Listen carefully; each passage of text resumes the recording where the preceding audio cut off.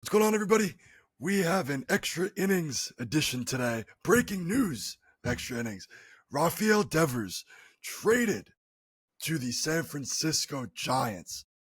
An absolute unexpected blockbuster trade here. And I'll break down what the Red Sox got in return. They got Kyle Harrison, who's a young arm, but career 4 ERA thus far. He's 23 years old. Jordan Hicks, a 28-year-old flamethrower who's currently struggling, and two prospects. Jose Bayo, who's a 20-year-old right-handed arm, the mid-90s fastball, still unknown when it comes to a prospect, potential mid-reliever down the road later on in the decade. And then they got the FSU product, James Tibbs, the 13th overall pick in the 2024 draft, the fourth best Giants prospect, excellent contact, above average power, shrunk his strikeout rate from 32% his freshman year to 12% as a junior, and his walk rate increased from 12% to 18% in his college career. So it looks like he's going to be a very good bat. With that being said, the Giants acquire the 270 hitter with a 900 OPS in Devers, 8.5 years left on that contract, and they will take on the full $254 million that Devers is owed. What are your thoughts on the trade?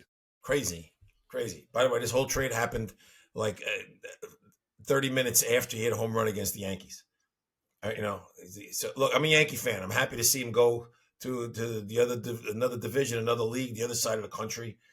They could have traded him to Japan. I would have been happier even. So get rid of him. He kills the Yankees, right, and all that. But I'm not a fan for a minute. All right, for a minute, I'm just analyzing, this trade. This trade is all about his reluctance to play the positions that he didn't believe he was supposed to play. Okay, he's been their third baseman, not a very good defensive player. Okay, but he's been their third baseman. The general manager, Jane Bloom, signs him to a 10-year contract and says, "You're my third baseman of the present and future, and you're the face of this team." And then Bloom is let go, and Craig Breslow becomes the general manager. The Red Sox needed some leadership. They needed some defense. They needed some offensive pop. And they go out and they sign Alex Bregman, who's all of those things. A champion, winner, gold glove third baseman. And they then say to Devers, "Well, we need you to be designated hitter." And he says, "No, I'm the third baseman." And it became a whole drama thing. And when they asked the manager, Cora, he said, "Hey, there's new people in charge here. I don't want to hear that you were told you're going to be there forever." So then their first baseman goes down, Tristan Casas. And they say, "How about playing first base now while he's out?" He said, "No. Now you made me DH. I didn't want to be. I'm not going to move. I'm not going to first base. So you need to jerking me around." There's a lot of different lenses you could look at this from, right?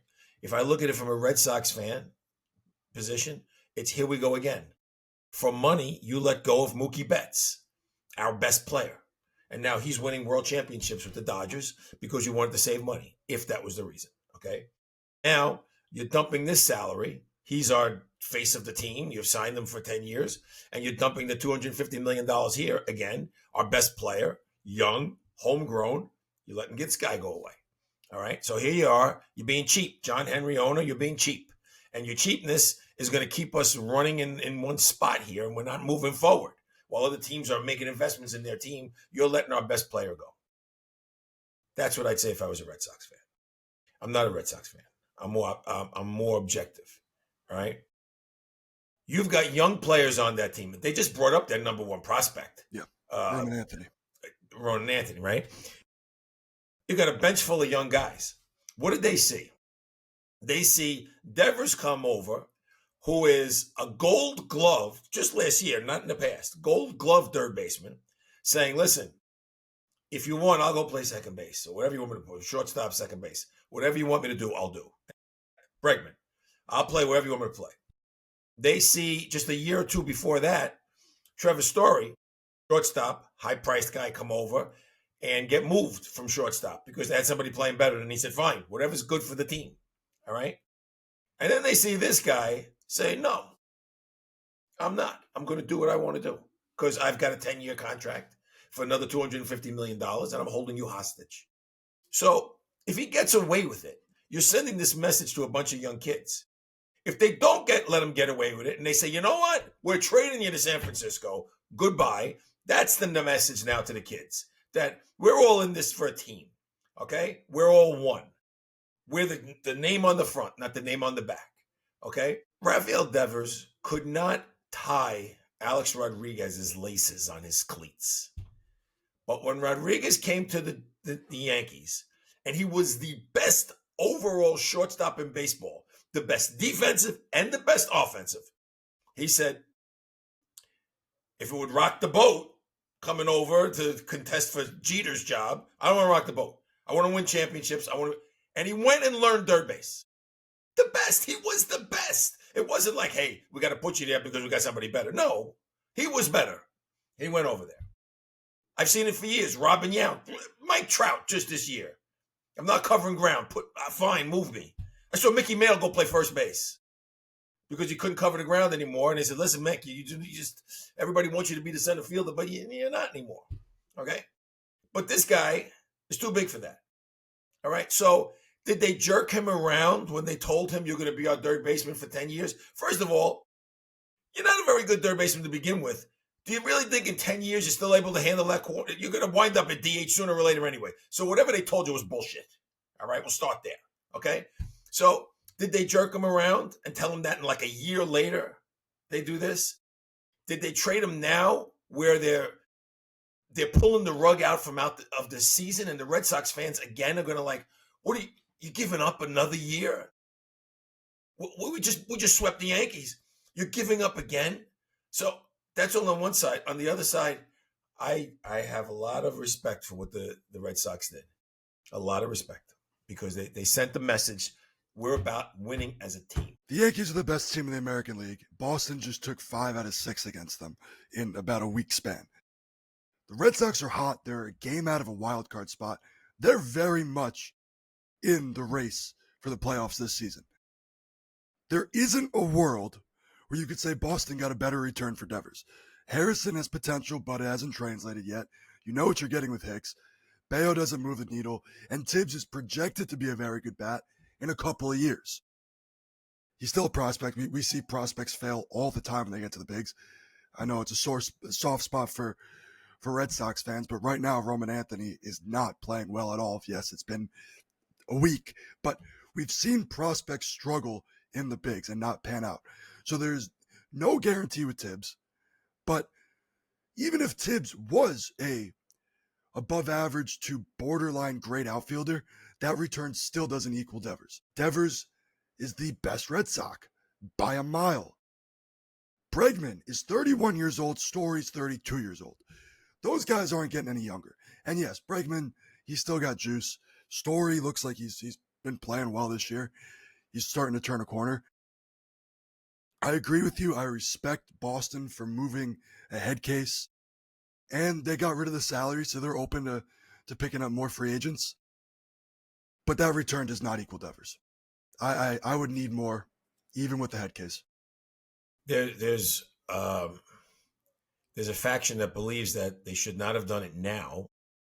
They wait till at least the trade deadline when you know which teams are anxious and in need of players.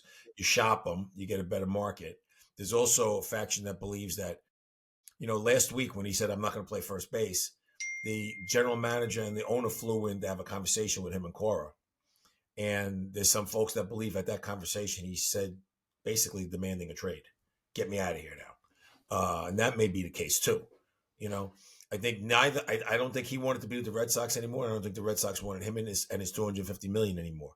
I think the difference between this and Mookie Betts being traded was they were trying to dump salary because they were being cheap back then. I think now they're trying to move salary because they want to reinvest it elsewhere, and they're going to reload younger again and without aggravation. It's tough for a fan base to get rid of your best player again. And you mentioned it.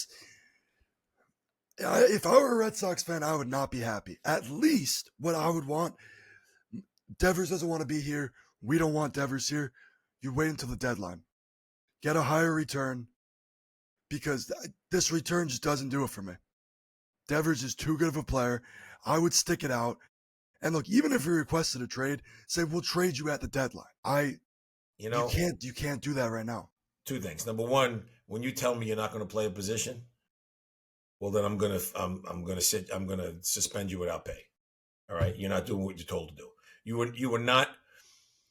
Well, no matter what was said across the table about, we want you to be a third baseman. There's nothing in his contract that says third base. Okay, his contract has a trade clauses built in and buyouts built in and all that kind of crap and how much money he's going to make, but nothing about he can't move positions. All right, I'm sure of that because everybody gets moved positions as they get older. All right, so they should have just suspended the goddamn guy without pay and sent the message that way. Number two, in as much as he could say, well, no, I'm not going to play first base. What are you going to do about it? Well, if he demanded a trade, they could also say, no, we're just not going to trade you. What are you going to do about it? And take it from there. But either way, your point about the timing being bad, yeah, I have to agree with you. I have to agree the timing is really bad, especially you mentioned Story and Bregman not being any kids, right? Do they really want to be part of a rebuild? I mean, Bregman came here thinking, all right, me and Devers and Story and maybe we can make a run here. You go get another free agent. You just got the free agent pitcher. That's one of the best pitchers in baseball. So maybe we get another one or two guys here. Let's go make a run for this thing. Are you telling them, no, we're looking 2 years down the road now? I don't know if they believe in Marcelo Mayer. I guess they really do, because he's probably going to be their third baseman because Bregman's hurt, and maybe Bregman goes to second. Story's at short. Casas is out for the year. I don't think that infield gets the job done this year. So, yeah, they did give up on the season. Really, no matter it's tough. Any way you shake it, they're not going anywhere this year. Tough for a fan base, though.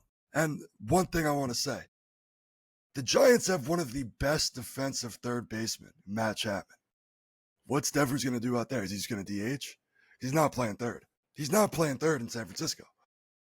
So we'll see. If he didn't have a no trade clause and they could send him anywhere they want, White Sox. Some of these guys have said, you could only trade me to these 5 or 7 teams, right?